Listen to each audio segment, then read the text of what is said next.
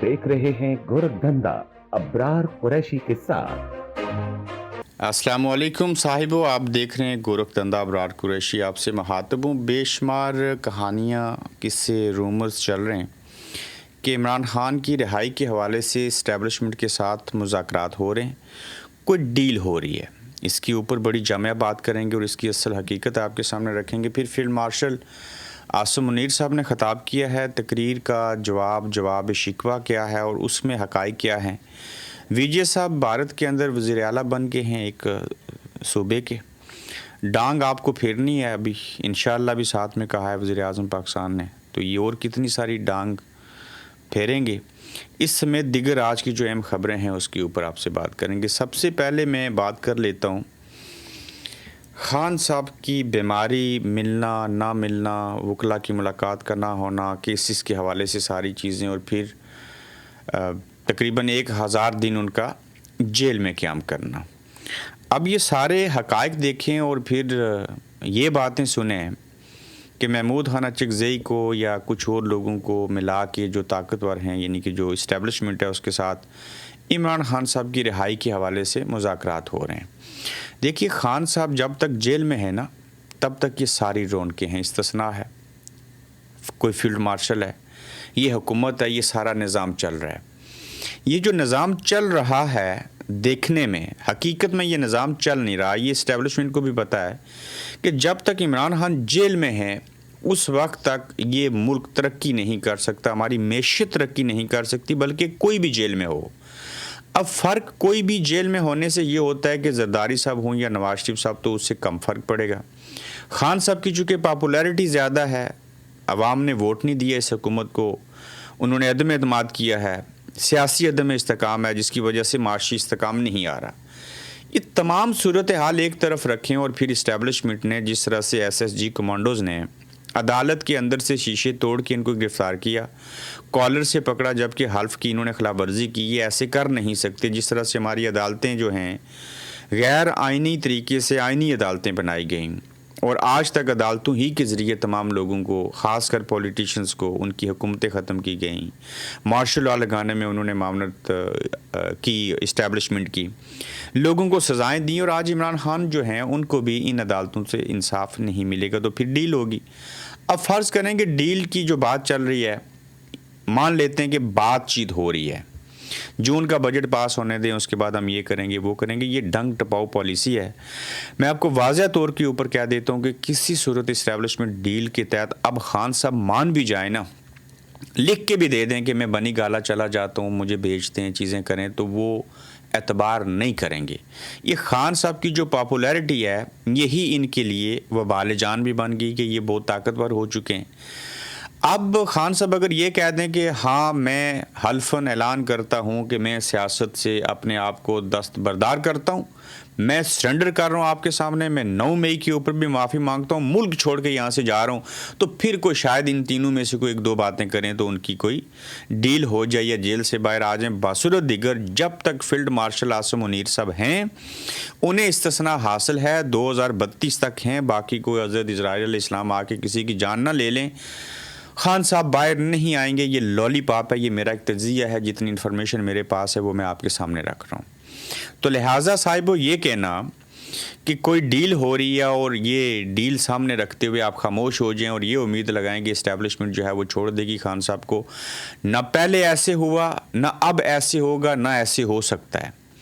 तो इन चीज़ों को एक तरफ रखें और ख़ान साहब के हवाले से अगर किसी को कोई ज़रूरत है, कोई सोहेल अफरीदी, महमूद खान अचकज़ई या अवाम, आप हजूम से कौम बन के अगर खान साहब को आप रिहा करवाना चाहते हैं तो आप भी करवा सकते हैं।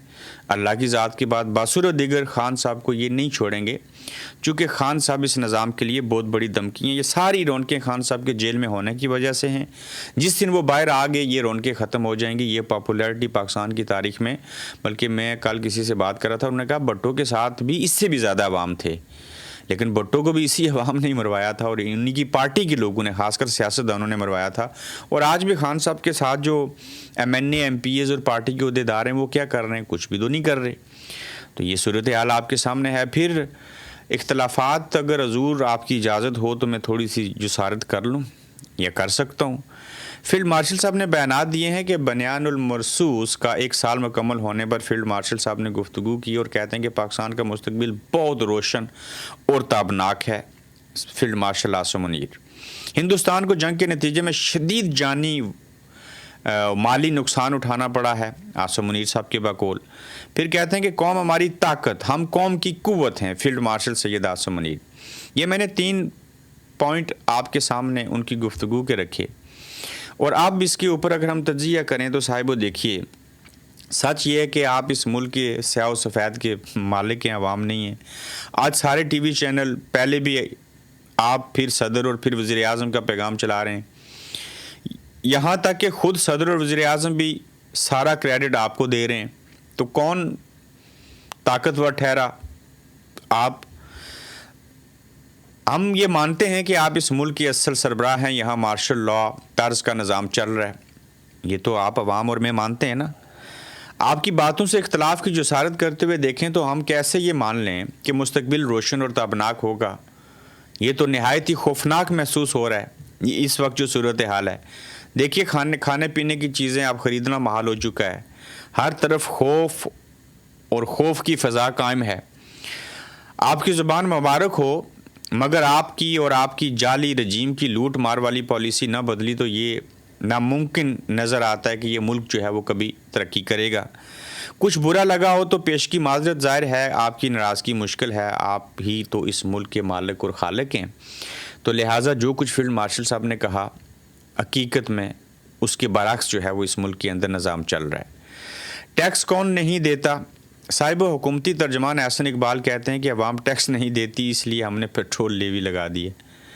ٹیکس کون نہیں دیتا؟ اگر آپ اس کو دیکھیں تو پچھلے 4 سال میں جن کے $100 ارب اڑ کر بحفاظت دبئی پہنچ گئے، وہ جن کے نام دبئی لیکس میں، پنڈورا لیکس میں، پناما لیکس میں اور سوئس لیکس میں ہیں، وہ جو ارب پتی ہیں لیکن ٹیکس نہیں دیتے، وہ جو کاروبار سے کروڑوں روپے کماتے ہیں لیکن ٹیکس نہیں دیتے، وہ جن کی جائیداد even field Dubai, Belgium, Australia, new York, London, Switzerland اور فرانس میں ہے، وہ لوگ ٹیکس نہیں دیتے. لیکن ٹیکس دیتا کون ہے صاحبو؟ وہ جو سرکاری ملازم ہے، جو منی لانڈرنگ نہیں کرتا، وہ جو رزق حلال کماتا ہے، اور ہر غریب آدمی جو بجلی اور پیٹرول استعمال کرتا ہے. یعنی 5% اشرافیہ جو اربوں کی ناجائز کمائی پر ٹیکس نہیں دیتے، ان سے ٹیکس لینے کے لیے پیٹرول اور لیوی لگا دی اور بجلی مہنگی کر دی. تو اور جو ٹیکس دیتے ہیں ان کا اس کے اندر کیا قصور تھا؟ آئی ایم ایف کا چکمہ اس نوعیت ہے کہ عوام کو آئی ایم ایف کے نام پر کب تک الو بنایا جائے گا، اور خود پر کتنا بھی خرچہ کریں، جہاز خریدیں، اس کا مہنگا پیٹرول، اس کے مہنگے پائلٹ ہوں، مرسیڈیز کے تحفے دیں، نئی گاڑیاں خریدیں، پارلیمنٹ لاجز میں تزئین و آرائش کریں، پورا ٹبر بیرون ملک گھومنے، مفت مراد حاصل کرے، 80 سے 90 وزراء رکھیں، آئی بی پیز کمپنیاں کھولیں، ان کو بے وجہ پیسے دیں، کرپشن کریں، کمیشن کھائیں. آئی ایم ایف کچھ نہیں بولتا جہاں عوام کو ریلیف ملنا ہو. آئی ایم ایف چاہتا ہے کہ عوام کو بیوقوف بنانا بھی بند کیا جائے، اور آپ کب تک عوام کو بیوقوف بنائیں گے؟ اور اس قوم سے آپ 419 روپے فی لیٹر پیٹرول کے لے رہے ہیں.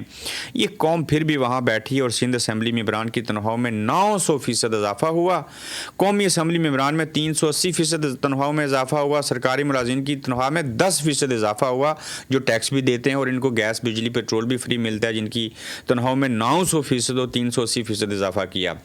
اوپر سے وزیر اعظم کے سب کہتے ہیں کہ ابھی تو ڈانگ پھیر رہی ہے، انشاءاللہ. انہوں نے ساتھ میں انشاءاللہ بھی کہا ہے.